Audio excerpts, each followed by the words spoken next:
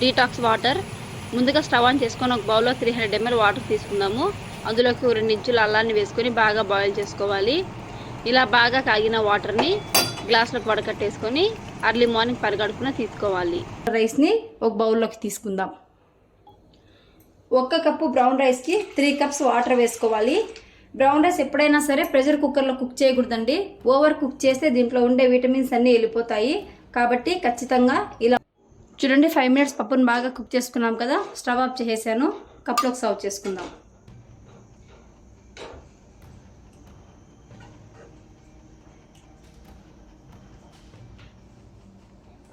వేడివేడి ఆకుకూర పప్పు రెడీ. ఇప్పుడు rice flakes with peanut fry ఎలా చేయాలో చూద్దాం. ముందుగా అటుకులు చేసుకోవడానికి స్టవ్ ఆన్ చేసుకొని చిన్న కడాయి పెట్టుకుందాము. కడాయిలోకి 2 స్పూన్స్ ఆయిల్ యాడ్ చేసుకుందాం. ఈ ఆయిల్లోకి 1 కప్పు పీనట్స్ని యాడ్ చేసుకుందాము. నూనెలో ఈ పల్లీలను బాగా వేయించుకోవాలి. రంగు మారేంత వరకు వేయించుకుందాం.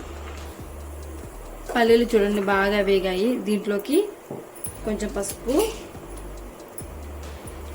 అలాగే కొంచెం ఉప్పు చూసి యాడ్ చేసుకోండి. ఉప్పు ఎక్కువ అయిపోతుంది, కొంచెం వేసుకుంటే సరిపోతుంది. కొంచెం కారం వేసుకొని మిక్స్ చేసుకుందాం.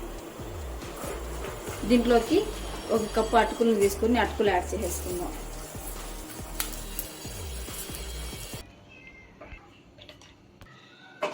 చూడండి, రొట్టెని అన్ని పక్కల ఇలా ప్రెస్ చేసుకుంటూ బాగా కాల్చుకోవాలి.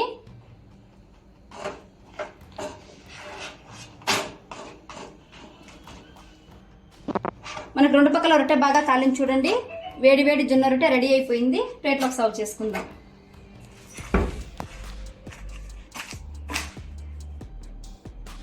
ఇప్పుడు బెంగన్ కా భర్తా కర్రీ ఎలా చేయాలో చూద్దాం.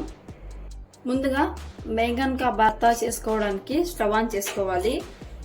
పెద్ద సైజ్ ఆనియన్స్ తీసుకొని డైరెక్ట్గా స్టవ్ మీదే ఇలా అన్ని పక్కల తిప్పుకుంటూ కాల్చుకోవాలి.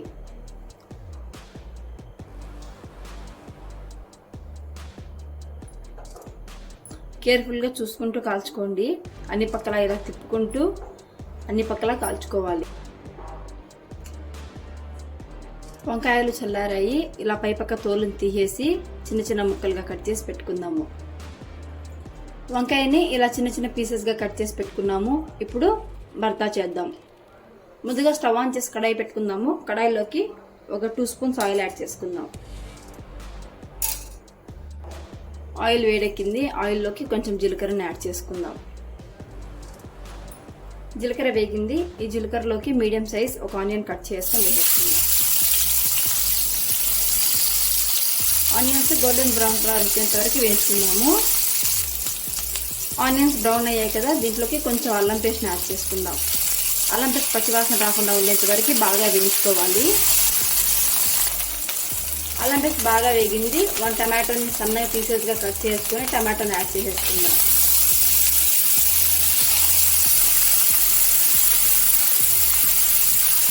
టమాటోస్ మెత్తబడేంత వరకు బాగా మగ్గించుకుందాము. టమాటోస్ బాగా వేగాయి. ఇందులోకి మనం ముందుగా కాల్చి పెట్టుకున్న వంకాయని యాడ్ చేసుకుందాం. ఒక 2 నుంచి 3 నిమిషాలు ఆయిల్లో వంకాయని బాగా మగ్గనిద్దాము.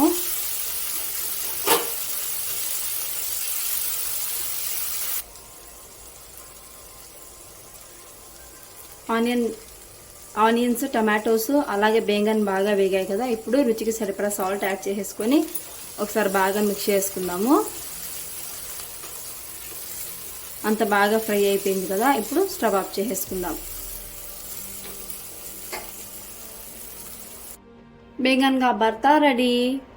ఇప్పుడు టమాటా కుకుంబర్ సలాడ్ ఎలా చేయాలో చూద్దాం.